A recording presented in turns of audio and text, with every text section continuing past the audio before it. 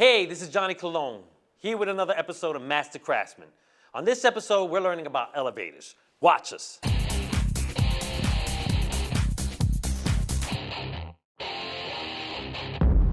Next time you meet somebody in the construction trade, shake their hand and tell them that you are in awe. Why? Because it's those construction trades that make modern life possible. Just think of how the elevator changed the world. Buildings now grow taller and people with disabilities and the rest of us can effortlessly navigate upper floors. This episode of Master Craftsman follows Island Elevator as they install a new elevator in a commercial building. After seeing what goes into building a functioning and safe elevator, you'll never look at them the same, or ride them without a sense of wonder. We joined Island Elevator once the elevator shaft was already framed, according to the architectural drawings. They were installing the rail brackets and the rail as straight and accurately as possible in the elevator shaft. These rails are just like those of a train, except these run vertically up in the air. If the rails are not perfectly aligned, the elevator can go off the track and people can get hurt. Precision matters. A professionally installed elevator starts with precisely installed rail brackets. Every measurement needed to install every part on the elevator can be followed directly back to the bracket placement. Installation begins with the spot brackets at the topmost part of the shaft. Technicians drop a plumb line to the elevator pit in order to accurately line the lower brackets with the spots up top. This plumb line is a steel wire with a 12-pound weight on the end to mitigate sway over long distances. Rail brackets must be perfectly straight, leveled, and aligned to a tolerance of 1/64 of an inch. Every aspect of the installation depends on perfect measurement, perfect square, perfect level position, and we mean absolutely perfect. This is between rail brackets, 6'10½", spot on. They repeat the installation of the rail brackets from floor to floor and side to side until all the brackets are in place. Once the brackets are in place, the guide rails are attached. Guide rails are carefully guided in place with a 1-ton chain hoist. Communication is key for safe installation. Guide shoes steady the elevator as it travels up and down the shaft. Upward motion is achieved when oil is pumped into the hydraulic pistons, causing them to raise. The elevator lowers by releasing the oil pressure in the system. Sensors monitor and ensure the pistons on both sides of the shaft are moving in sync. The selector is a device that monitors floor position. It reads carefully position magnets on the selector tape and commands the elevator to stop in a precise alignment with each floor. During this phase, the computerized motion control system is installed. Control jumpers that bypass safety devices allow the installation of a temporary run box to move the platform while under construction. The car sling installation constitutes the platform, stiles, crossheads, and bolster channel. Its rugged steel construction is the foundation on which the rest of the cabin passengers will ride. Our basic elevator template is now in place. Hey, I'm here with Chris Gutkiss, president of Island Elevator. Chris, your tradesmen were in here installing rails and brackets in the elevator earlier. Tell me why was that a critical process? The rails and brackets are imperative. They're the foundation of the entire elevator installation. If we don't put the brackets on properly, then the rails will be off, and every other item in the entire installation is set to the rail distance, and those items will be off also. So precision is important. They have to go ahead and make sure that these rail brackets between top to bottom of the shaft, no matter how high it is only off by no more than plus or minus 1/64 of an inch. This requires an extraordinary amount of precision and skill in order to make sure that no detail is lost while we try to install these items. And then the brackets will lead us into the rails, which will lead us into the rest of the installation. It's the foundation of everything that the elevator is built on, comes back to the rails. Today you installed the car sling as you prepare for temporary operations. Tell me more about that process. Well, the car sling comes in pieces, and it has to be put in both square and plumb in order for us to marry it up to the previously installed pistons and rails. If this process is not done perfectly, then we're not going to be able to have a properly and safely running elevator as we go up and down the shaft in order to continue along our installation. So now you've installed the rails, the platform, and the sling. What comes next? We can start setting our entrances. That's the doors that you would walk through when you enter an elevator under normal circumstances. And all of these entrances will have to be plumb and square to the entire installation and be able to be measurable within 1/4 of an inch back to the rails. Following that, we'll install the cab, and following that will be electrical work and programming of the elevator in order to get us to permanent operation. Sounds like there's a lot that goes on into installing an elevator. How many different trades and tradesmen do you use just for this job? It's hard for me to even pinpoint. There's the masons, there's the steel workers, there's the steam fitters, there's the fire service vendors, there's the electricians that play a big role in this. Part of being an elevator installer, elevator constructor is knowing how to work within a team, because we're going to have to be able to communicate very specific clearances and tolerances in order to make sure that this elevator fits in the shaft and works in conjunction with the other building construction systems. Great information, Chris.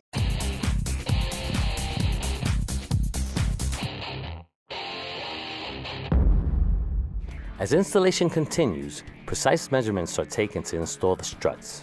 The struts guide the whole door installation at each landing. Brackets are installed to hold the struts securely in place. When completed, a full-speed elevator will zip past the entrances at less than an inch, so they must be installed perfectly to avoid a collision. Imperfect struts lead to poorly installed entrances and doors that don't work. The hoistway sill is placed at the entrance on each level. The hoistway sill and the cab sill must be in perfect alignment. Marks are made to prepare for the installation of the door bucks. A header is placed along the top of the entrance at each landing, completing the frame of the door buck, which can now be installed. It is secured both top and bottom, as always, to strict and exact specifications. Now it's time to install the landing door. The door rides on the landing header, resting on smooth rolling casters. It is kept in a track with the hoist sill using guides known as gibs. Know how perfectly level and aligned the header and the hoist sill are. The door hangs and moves with ease. The assembly of the cab begins by loosely joining the side and rear interior walls as they sit on top of the platform. Next, our team unpacks the dome and ceiling units to finish off the top of the elevator. These components contain electronics that will be wired into the rest of the system later to function properly. Before the dome is attached, the strike column and return column are installed and the front panels of the car are assembled. This includes the car operating station that contains the car's vital electronic command and control assembly.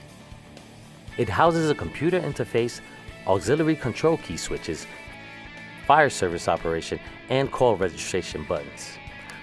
Once that is in place, the dome is attached. The door control and motor drive unit resides atop the front of the cab and is joined to the front walls and the dome to structurally tie all panels together, as always to precise measurements and specifications. With cab assembly complete, all parts are tightened, double-checked for square, and anchored to the platform in their final positions. The cab door is now moved into place, attached to the door operator, and adjustments are made until the door is running smoothly. Gibs will keep the cab door in line with the cab sill. The door clutch assembly is attached to the cab door and adjusted.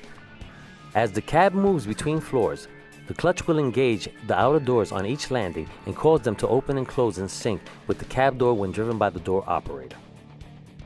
The mechanism to lock and unlock the door at each floor is installed and adjusted for proper operation. Sensors to reopen the door when instructed are installed. The electrical wiring on top of the elevator for the lights and ventilation fan is completed. There are two types of wiring involved in elevator installation: the higher voltage electric wiring that powers the various electric systems, and the complex low voltage signal wiring that runs between the computer and the various devices and sensors. Wiring of the computer and control systems runs along a cable comprised of hundreds of wires, and completing these connections now make up the bulk of what's left on the job. The crew will field wire all remaining car control systems, remove some of the jumpers that override computer control, and finally remove the run box that has been controlling the elevator for most of this installation. The crew now controls the elevator from the inspection station on top of the car. As the name indicates, they will do a complete inspection of all the elements on the inside of the shaft, verifying code-compliant operation as they go. Minor adjustments with door latches and sensors are corrected or repaired before moving on. After controller wiring is completed, one team member will operate the elevator from the control room while another checks elevator speeds. They fine-tune the speeds by adjusting the valves which control the rate at which hydraulic fluid is allowed into and out of the pistons until the speed is compliant with engineer specifications and elevator code. The remainder of the field wiring for the control systems is completed. Every button, switch, and endpoint in the system is now connected. There are literally hundreds. Wiring at the control and microprocessor, wiring for all the buttons and switches at the various floor landing call stations, and of course, all the connections to the control board on the car. Wires fixed to the non-moving systems are carried through solid conduit, while wires that move with the car are carried via traveling cable. Once all the wiring is completed, the computer is programmed with various command and control protocols required for the proper operation. The elevator is turned over to full automatic control. Finally, every button, switch, and system on this elevator install is tested to make sure it is functioning properly to code. Door safety sensors are checked to make sure they open if the light curtain is interrupted. Fire safety systems are checked to make sure that the elevator recalls to the proper floors in case of an emergency. Once all of this is confirmed and any discrepancies corrected, the elevator is essentially completed. All that's really left is some tidying up and painting, completing a professional installation. Hey, the elevator is now complete. We're back here with Chris from Island Elevator. How's it going, Chris? Very good, thank you. Okay, we just witnessed this project being completed. But before your client could use it, he had to pass an inspection. Tell us more about that process. Well, the first step is to make sure that we schedule the inspection with a certified elevator inspector that's recognized by the authority having jurisdiction in this particular municipality. That elevator inspector is going to step through and conduct a over 150-point test that's going to include every single electronic device, every single safety device, and every single scenario that may or may not encounter the elevator plus the passenger over the course or the lifetime of the equipment. To include that is a full load weight test to make sure that the elevator not only stops at the floor, but floor level doors open and people can exit and enter safely. We saw all kinds of skills go into completing this project. How did those skills affect the passing of the inspection? Well, obviously, if everything doesn't go in correctly, then we don't have a working elevator to even inspect. Our carpentry skills make sure that everything goes in straight, plumb, and level. Our electronic skills and wiring skills make sure that all of the switches, circuits, and buttons work as they were intended to. Plumbing, make sure that a leak-free transfer of that high-pressure system goes from the power unit into the pistons, carrying the elevator up. And computer programming skills to train the brain of the elevator and have it act as we expect it to on a daily basis. Well, thanks a lot for having us, Chris. Well, thanks a lot for coming. Great job.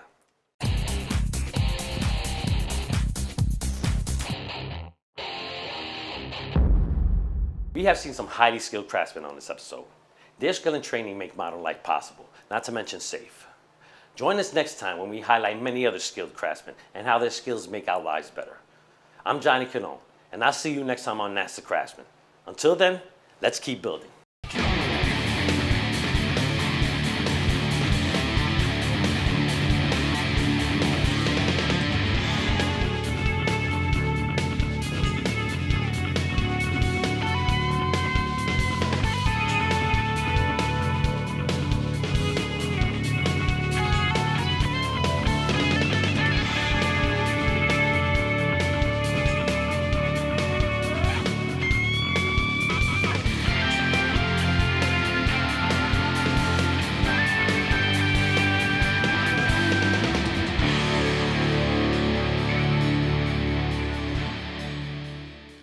Master Craftsman is sponsored by Percy Jobs and Careers. And here's why. Globalization and technology have caused high levels of income inequality. Unskilled workers suffered the most. Lack of skills is the primary cause of income inequality and is disrupting the construction industry. Spending on infrastructure is surging, but lack of skilled workers has hindered growth, pushed projects over budget and schedule, jeopardizing quality and safety. Apprenticeship training transforms unskilled workers into skilled craftspersons. Yet in the recent decades, such on-the-job training coupled with related classroom instruction has been in decline. Apprenticeship training will reverse widening income inequality and create a ready pool of skilled tradespersons.